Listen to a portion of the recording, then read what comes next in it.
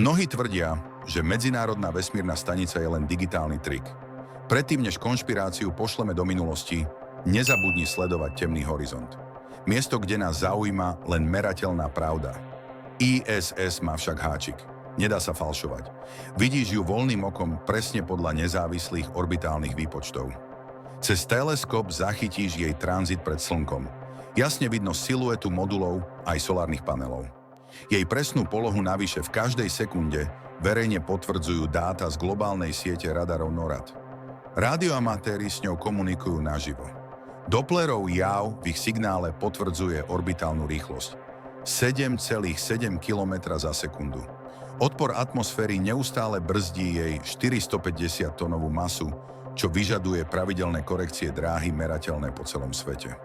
Pre niekoho trik, pre vedu realita, obiehajúca Zem každých 90 minút.